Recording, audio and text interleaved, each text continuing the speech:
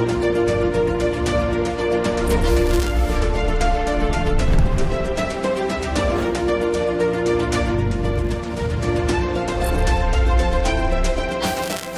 este tiempo difícil a muchos nos cuesta reflexionar sobre lo que nos está pasando, ¿no? Porque son muchos los sentimientos que tenemos. Por ello he recurrido a un pensador que se dedica a eso, a reflexionar sobre las cuestiones humanas, uno de los filósofos que más he seguido, que más he leído, lleva más de 30 libros publicados, viajero impenitente, poeta, filósofo. Y me gustaría preguntarle, ¿no? A ver cómo ve él todo esto que estamos viviendo, Rafael Argullol. La verdad es que lo veo con los mismos ojos que lo ve usted, que lo ve la gente, es decir, con ojos de desconcierto. Algunos de los aspectos de la actual situación podían preverse, otros no. Y eso es lo que ha provocado esa sensación universal de desorientación. Se había hablado mucho de la posibilidad de que un virus desencadenara una epidemia de nivel mundial, pero entre hablarse y convertirse en realidad hay una gran distancia. De hecho, vivimos una sociedad que está cansada de ver películas distópicas, series distópicas, etcétera, pero cuando el lobo feroz se ha presentado, pues las cosas se complican mucho visto en la realidad. Yo mismo, que hace años escribí una novela en que me metía en la piel de una ciudad que era metafórica, de una ciudad mundo, en la cual sucedían estas cosas, yo mismo sigo estando desconcertado. Algunas cosas eran previsibles, otras no. ¿Qué es lo que más le ha sorprendido? ¿Cómo estamos afrontando esto dentro del desconcierto? ¿Qué es lo que más le ha sorprendido a usted? Bueno, hay muchas cosas sorprendentes. Hay desde cosas generales que se han citado mucho en los medios de comunicación, como puede ser el colapso del sistema económico, a cosas más cotidianas y que quizá perduren más que ese colapso, como puede ser nuestra relación corporal, como es nuestra relación sensorial, que en estos momentos es una relación muy bloqueada. Y nosotros mismos, sobre todo los pueblos mediterráneos, por tradición, no estamos acostumbrados a eso. Incluso cuando hablamos, tendemos a un contacto físico que ahora no se produce y que lamentablemente puede tardar en volverse a producir. Es que algo particularmente preocupante de la situación actual es que ya no piensas solo en el presente, sino que piensas cómo será el futuro. Es decir, cómo va a variar nuestra vida en el futuro, cómo van a variar muchos elementos. Unos van a variar de manera necesaria. Por ejemplo, la masificación turística puede darse por terminada. Esto no va a poder ser más. Y eso incluso podría tener un elemento positivo. Ahora, el hecho de que no podamos expresarnos como estamos acostumbrados, el hecho de tener que modificar aspectos profundos de nuestro estilo de vida, será complicado.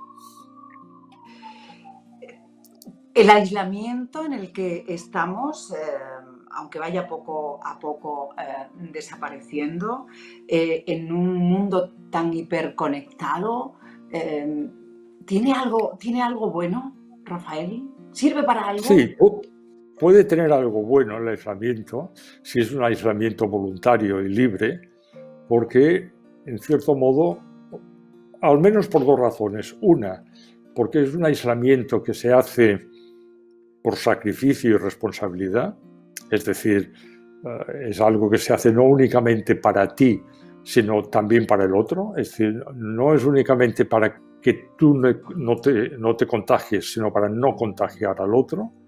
Por tanto, esto es un elemento positivo. puede también tener el elemento positivo de que el ser humano ya le va bien tener ciertas fases de soledad, aislamiento, de autorreflexión. O sea, podría tomarse desde esa dirección. Ahora bien, si el confinamiento llega a un momento que se percibe prácticamente como una prisión no voluntaria, entonces empezarán los problemas, claro. Y los problemas deben haber empezado ya por aquí, porque debe haber habido, yo no sé cuántos centenares de miles en España han estado confinados y en el mundo tampoco. Y cada confinamiento ha sido distinto. Ha dependido del lugar, de la clase social, de las facilidades que tenías de espacio o no, de la presión que había en la casa, de la calidad de la convivencia. Es que yo creo que cada confinamiento ha sido distinto. Como siempre, desde luego, mucho más difícil para los más vulnerables, evidentemente. Claro, a estas personas no le vamos a hablar de, bueno, reflexiona en estos días, piensa qué sociedad quieres, solidaridad, cuando tienen que sobrevivir y solo pensar en el cómo sobrevivir el final de mes, ¿no? Bueno, esto es evidente. Es una epidemia, imagino que como todas las epidemias, que aunque tiene algo de igualitario, tiene algo de muy arbitrario y de muy discriminatorio.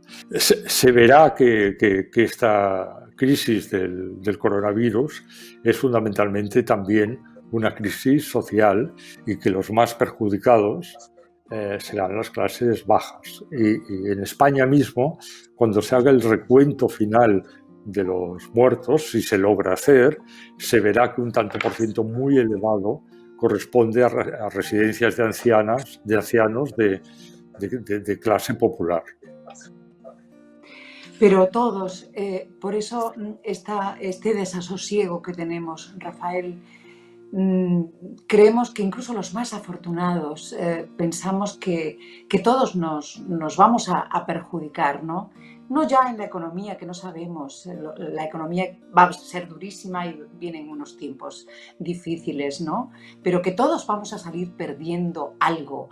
Economía por un lado, la amenaza de la vida, de la muerte, la desesperación psicológica. Es que no sé cómo afrontar todo esto. Pero no puede ser la única perspectiva pensar en que todos vamos a salir perdiendo. Vamos a salir perdiendo, pero hay que buscar elementos en que vayamos a salir ganando, porque si no el panorama es desolador. Entonces, si lo que está sucediendo sirve para, sin querer hacer positivismo barato, pero si sirve para que se aprenda más de algunas cosas, si sirve pues para no ser tan codiciosos, no ser tan egoístas, no arrodillarse de la manera que la gente se arrodilla ante el capitalismo, si sirve de muchas de estas cosas, pues tendrá una parte benefactora. Es decir, si somos capaces de entrar un poco en reflexión sobre nuestro modo de ser, nuestra propia relación con la naturaleza, etcétera, etcétera, podrá haber tenido algo positivo. Lo que no podemos hacer es exclusivamente quedarnos con el panorama desolador, que en efecto tiene lo que comentaba al principio, el hecho de que vamos a tener que modificar nuestro estilo de vida, que habrá una crisis económica evidente. Hay que intentar que aspectos positivos sean fecundos y que sirvan para algo. Es decir, que en estos momentos las redes de solidaridad, por ejemplo, que se están tejiendo en toda la sociedad, las iniciativas muchas que estamos viendo, que no son mayoritarias tampoco, Rafael, si mayoritariamente respondemos siendo generosos, altruistas, más que egoístas, saldremos reforzados, según usted. Bueno, pero eso depende de nosotros. Claro, es que el ser humano es hasta cierto punto libre. Y sobre todo es libre para tomar decisiones. Es decir, el ser humano es libre para ser codicioso y el ser humano es libre para ser generoso. Y también es libre para seguir a los codiciosos o a los generosos. Es que dependerá de nuestra opción y dependerá de nuestra elección. Si nosotros seguimos eligiendo por el egoísmo, por la codicia, por la avaricia, pues evidentemente después de este virus vendrá otro y otro y otro, porque el virus ya lo tenemos dentro. Ahora, si nosotros lo que intentamos es, por ejemplo, tener una relación más generosa, más abierta con la naturaleza, no convertirnos en depredadores de todo lo que tenemos a nuestro alrededor, etcétera, etcétera, es que depende de nosotros, depende de nosotros. El virus, este virus y los virus en general, actúan como depredadores de la especie humana.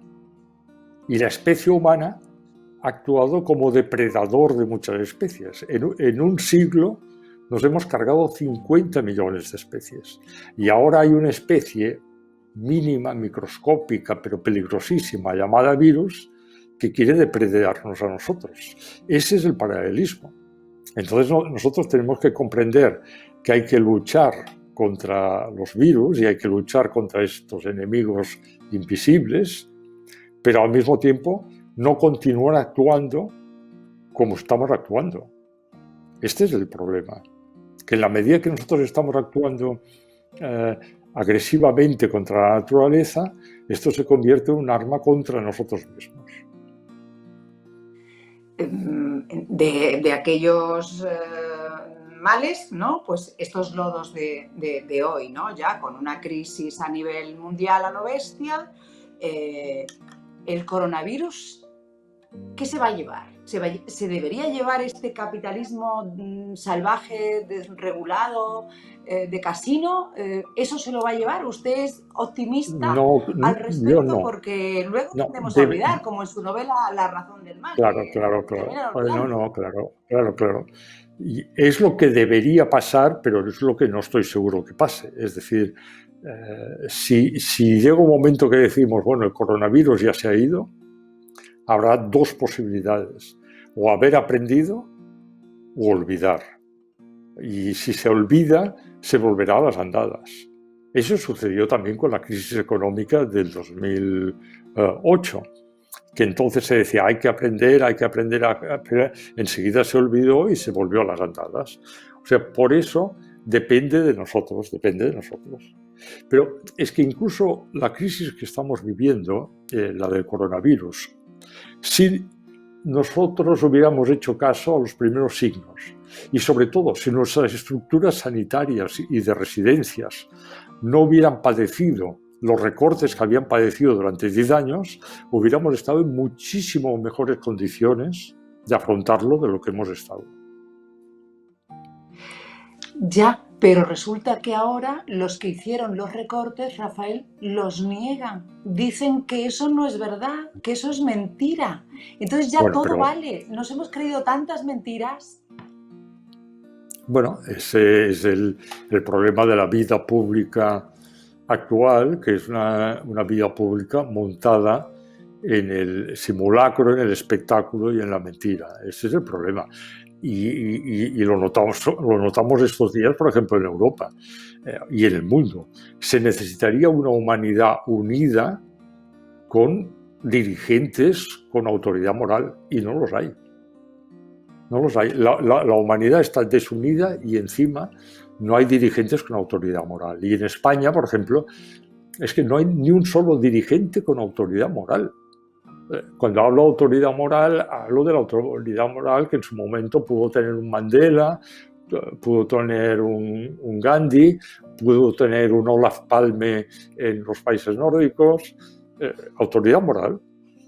Es lo que falta, y por eso la gente no se acaba de creer lo que se dice. Por eso ha habido toda esta confusión entre lo que era de los científicos y que era de los políticos, etcétera, etcétera, etcétera, porque no hay autoridad moral.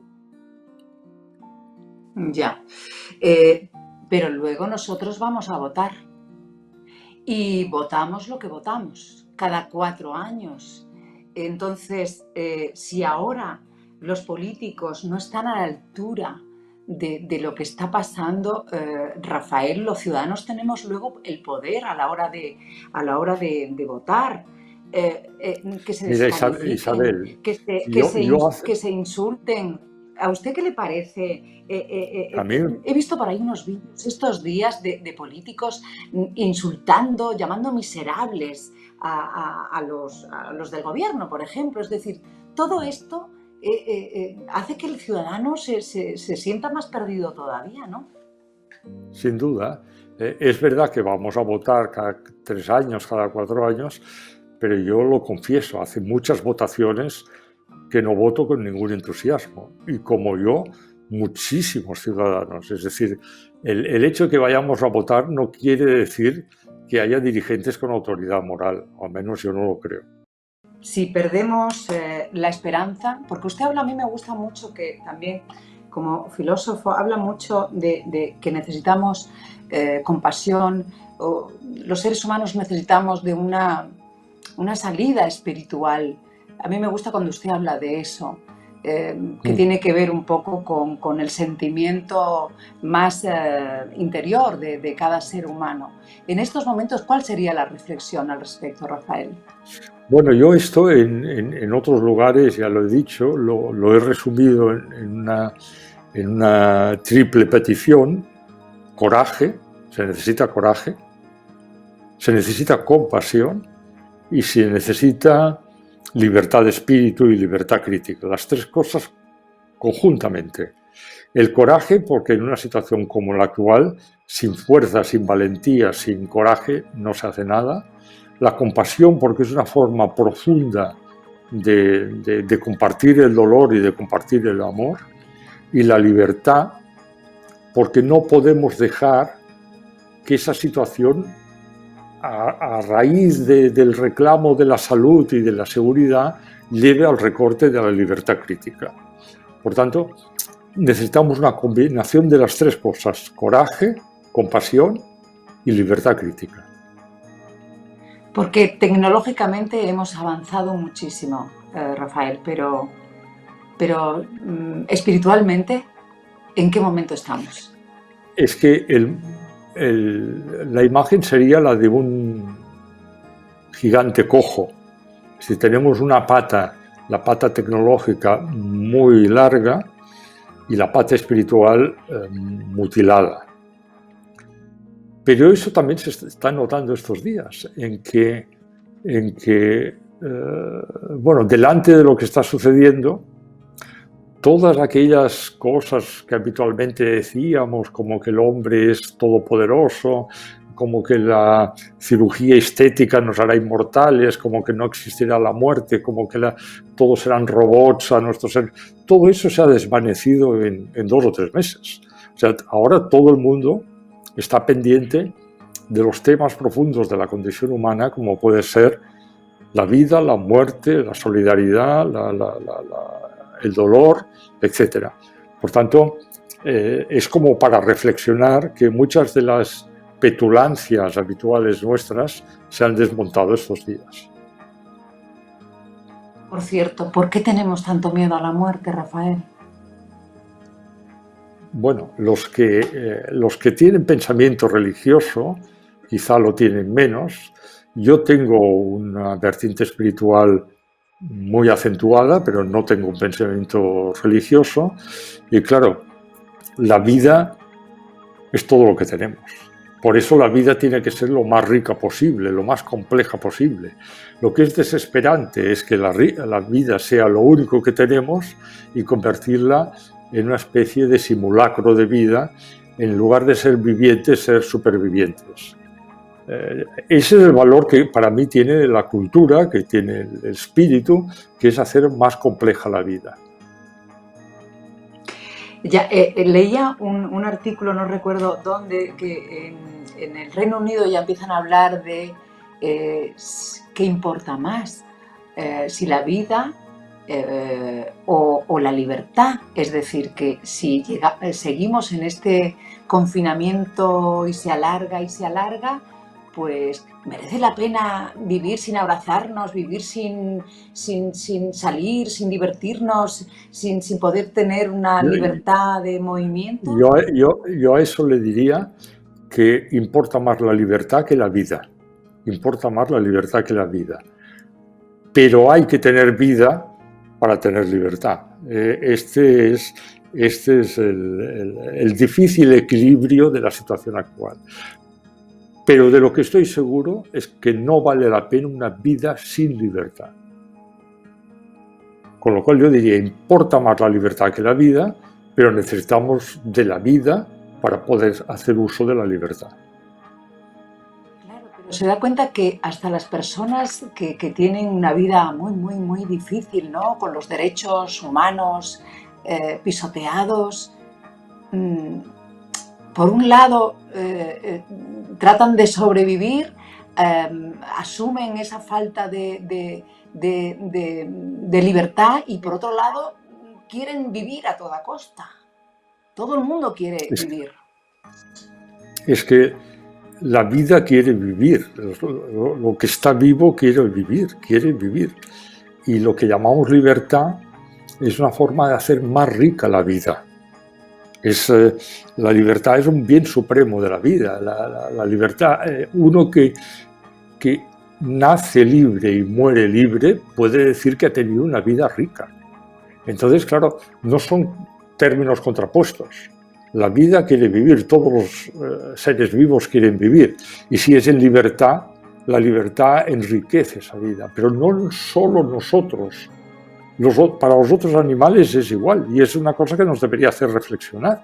Cuando nosotros encerramos y encarcelamos a otros animales, estamos haciendo algo que es empobrecer su vida de una manera que no nos gustaría que hicieran con nosotros. ¿Qué es lo que está haciendo el virus? El virus es un animal microscópico, pero es un animal que lo que ha hecho es encarcelarnos a todos de momento. Y eso no nos gusta nada. Pues eso nos debería hacer reflexionar cuando nosotros lo hacemos con otras especies de animales. Aludía yo a eso, a buscar nuevos equilibrios y nuevas mediaciones. Pero cuanto más miedo tenemos, Rafael, más fáciles somos de someter. Sí, el miedo ha sido siempre el arma. Es que el ser humano es una mezcla de miedo y de esperanza. Cuando el factor esperanza es el que predomina,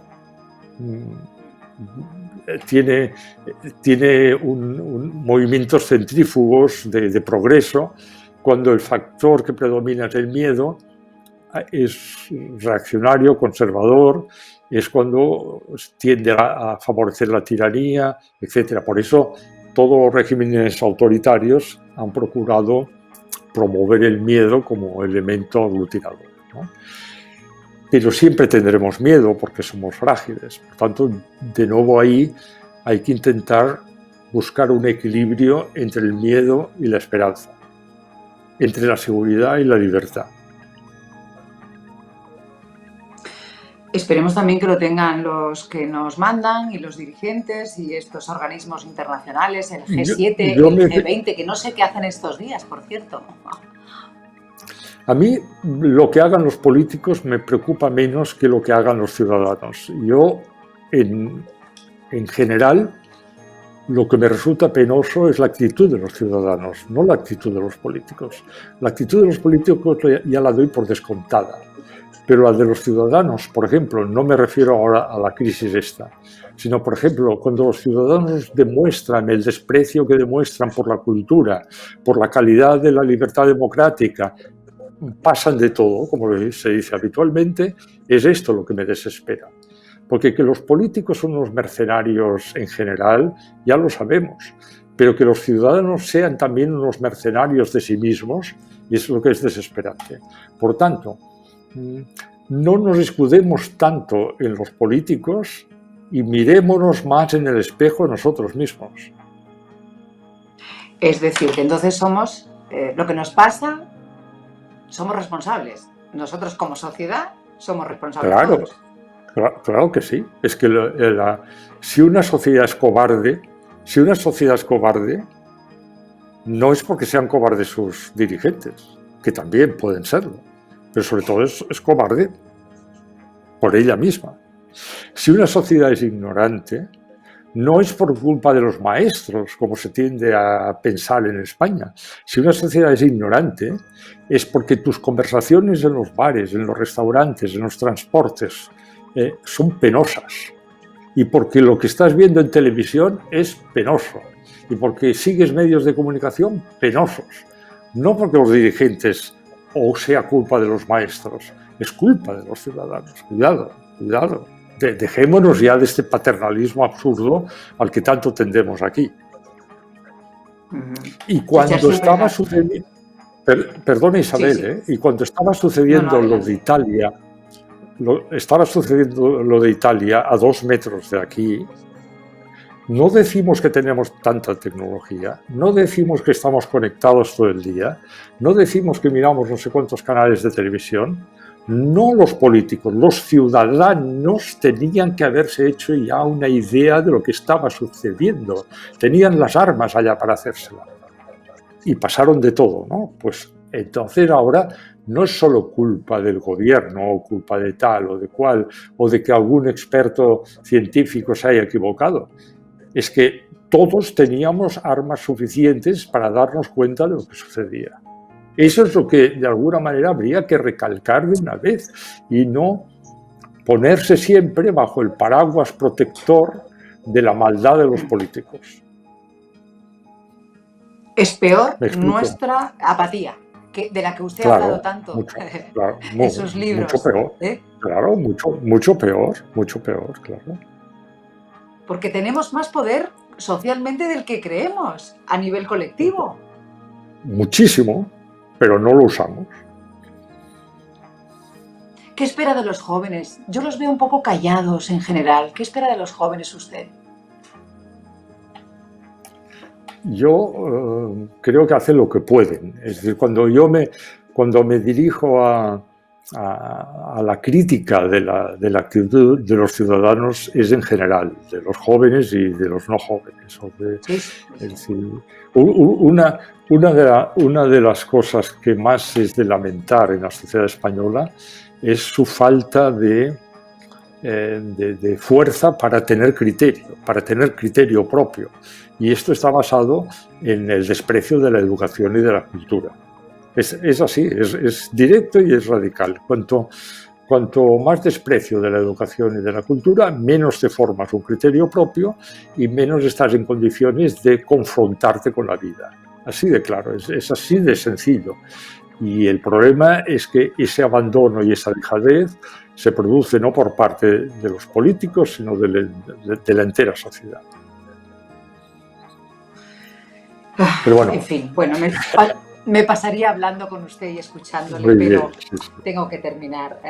Rafael, para terminar, ¿usted tiene miedo? Tengo una dosis razonable de miedo, pero no estoy en pánico. Pero tengo Eso miedo. Es importante. Tengo miedo como lo tiene usted, como lo tiene, yo creo, cualquiera de nuestros conciudadanos. Tenemos miedo, pero también aspiro a enfrentarme a lo que está sucediendo y no solo para mal, sino para bien. Interesante. Bueno, y además, teniendo en cuenta que ya estamos en una edad de riesgo, Rafael, según todo lo que oímos por ahí, con esto del coronavirus. Es terrible, con lo joven que yo me siento ya estoy en edad de riesgo. Yo en eso no entro. Muchísimas gracias, Rafael. Gracias a vosotros. Gracias. Hasta siempre. Gracias. Hasta siempre, Isabel. Chao.